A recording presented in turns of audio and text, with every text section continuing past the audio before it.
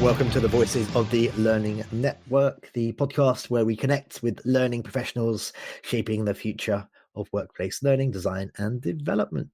Hello, this is your host today, Bill Banham. And in this episode, I'm joined by Jonathan Hill, an award-winning learning designer who transforms compliance training into engaging, performance-driven experiences. With over a decade of experience across financial services, gaming, and corporate sectors, Jonathan specializes in evidence-based storytelling techniques that drive measurable behavior change.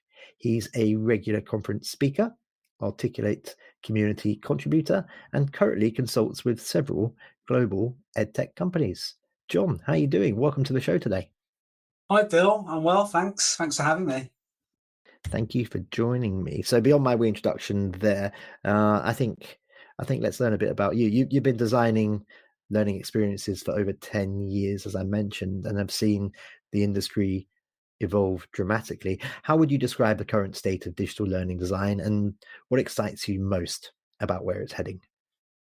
Oh, that is the $64,000 question at the moment, isn't it?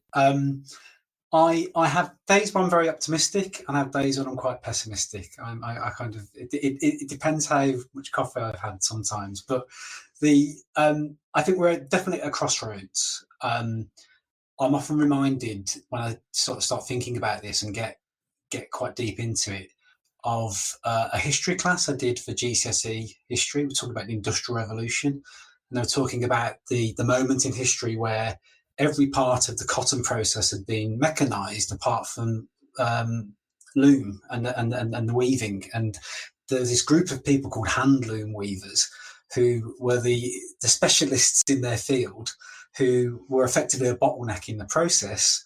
And they were making a lot of money because a lot of cotton was being processed, but then needed to be woven on a hand loom before it could then be transformed into other goods and what have you. So there was a period where these they called it the golden age of the handloom weavers, where these characters were making a lot of money for being very specialist at what they do. And I sometimes feel, in terms of where we are in L&D, that we could be entering into a golden age where we really add value to this very much faster, more industrial process of production that's now being accelerated by AI, where we can sort of intercede in this process and say, hang on, are you sure that's what you want to put out, put the human back into it? Or on some days I think, are we handling weavers and we're just going to be set aside because they don't need us anymore? And I think the moment here is to grasp is to kind of say, hey, we're specialists, all is raw material. You're not going to make fine garments out of it unless we're still in the process. So on my optimistic days, and today's an optimistic day, I see us as that kind of crossroads there, where this accelerated process and this mass production just needs us to put our hand on the wheel, foot on the brake, and just kind of throttle it a little bit and just keep it about human experiences with human outputs and human results. But yeah, ask me again tomorrow, I might give you a different answer. Certainly not. I'm glad that I've caught you on an optimistic day. It's a Monday as we're recording this, listeners, so it's good if you can be optimistic on a Monday, I believe. Okay, let's talk about strategic storytelling versus the, as you call it, the decorative fluff. In your view, what separates strategic storytelling, the kind that truly drives learning impact, from the decorative fluff in learning design? And maybe as part of your answer, can you share an example of storytelling done right? Yeah, I mean, this has become my kind of pet topic over the years. And I think it's where we can still add the human element. Storytelling is a kind of, I regard it as a kind of natural software, a natural operating system. It really taps into something, sequential memory, mirror neurons, and this experience of kind of empathy driving engagement, driving simulation. And I spoke about this last week at World of Learning on behalf of the Learning Network. And I think the major difference, to answer your question in a nutshell, is if you took it out, would taking the story out, would the learning remain intact? If that's the case, then the story doesn't add anything. So I'm very keen on using storytelling to create authentic context where principles are tested and not just illustrated.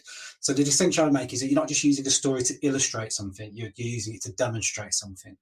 And that's where you get into what perspective are you taking with the storytelling? Are you placing somebody in almost a first person situation or a third person situation? What distance and emotional distance does that use? And I'm keen on using multi-perspective storytelling where you can zoom in and zoom out and be quite kind of visceral and emotive and put people in a first person experience, and then zoom out and have them kind of analyze that and step back from it. And the distinction I'd make there between the far extremes, the first person, you're at a computer having to solve a problem, having to respond to something as if you're, in the story. Whereas at the kind of third person objective view at the far end, it's almost like a news report after the event when something bad has happened. So I think when you're dealing with training, particularly in financial services, for instance, it's one thing to talk about, here's a story about financial acumen, or do you say you're a manager making budget decisions with real trade-offs? So again, I'm an 80s kid, grew up on Choose Your Own Adventure, and I like that kind of safe space to fail that strategic storytelling provides. It just gives context, gives you a chance to challenge yourself, test yourself, apply what you've learned in a way that changes the story and you're part of it. But if you took the story out and you could still achieve the same objectives, then I would suggest your story isn't strategic. It's not a strategic use of storytelling. And that would be my rule of thumb for this. And I've been doing this a little while, and I cringe sometimes when I think about some of the stuff I produced sort of 10, 12, 13 years ago, where that may not have been the case, because it's a very seductive technique. People can sometimes get a bit carried away with it. So it's all about using it reasonably and rationally, and recognizing that sometimes just a PDF will do as well.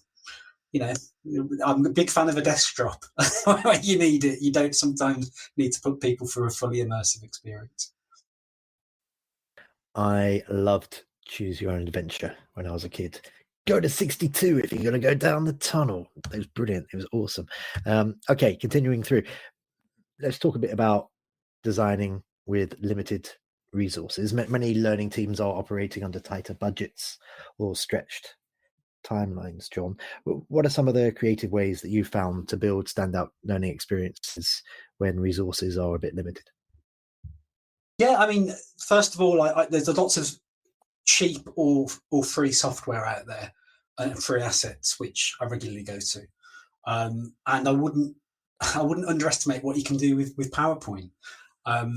You don't need to be a graphic designer to create really good vector graphics in PowerPoint and quickly export them in a way that you can use in Storyline or other e-learning platforms without breaking the bank. Most companies already have PowerPoint, and it's surprising what you can do with it out of the box without it being, a specialist piece of software.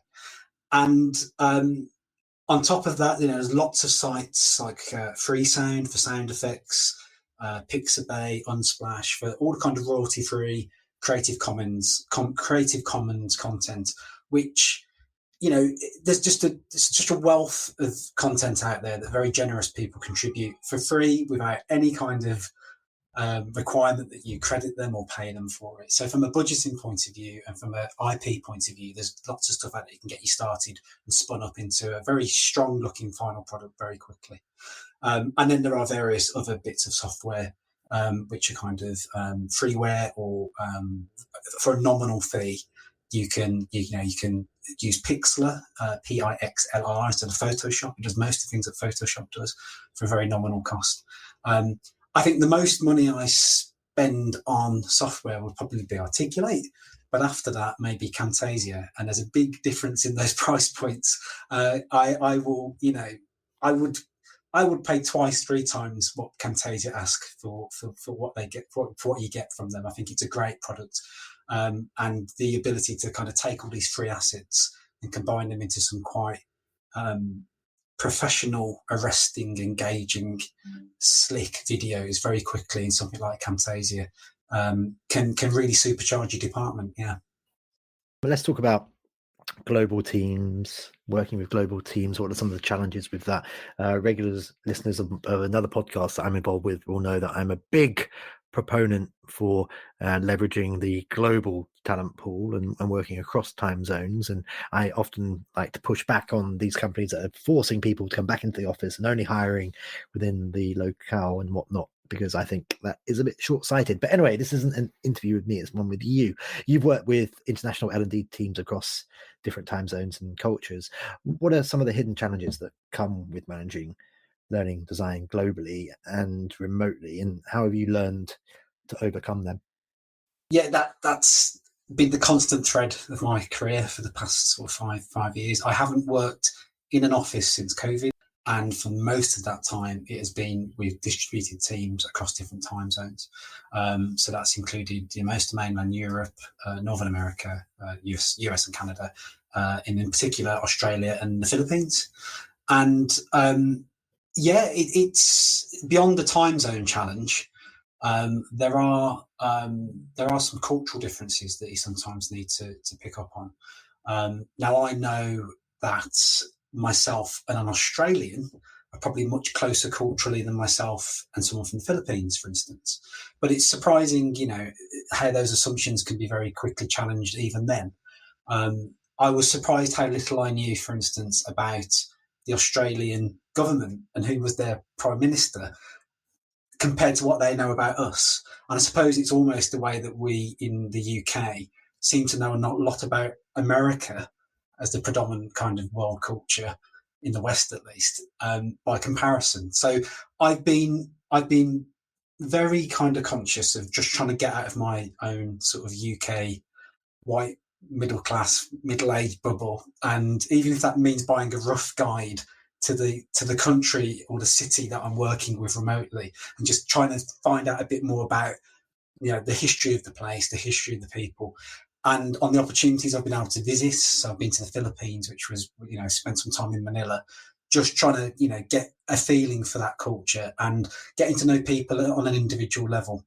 And what I found really interesting is that rather than trying to kind of cross those cultural differences or sidestep them or even ignore them, I find actually celebrating them and celebrating different perspectives that it brings to the same problem is really, really interesting area to work in. So in every role I've held that's been on a global basis, I've tended to have kind of carved out a space in the week, or a virtual space in Teams or similar, like Slack, where we can have those kind of water cooler conversations that you don't get because you're not in the same office space, but also talk about the same thing and at the same time. So I used to run book clubs, and we used to study things like Julie Dirkson's work and Carl Capp's work, and have a kind of weekly or fortnightly book club where we'd all talk about that. And I find that was really enlightening as well. So some of the kind of culture assumptions I made about that content were challenged by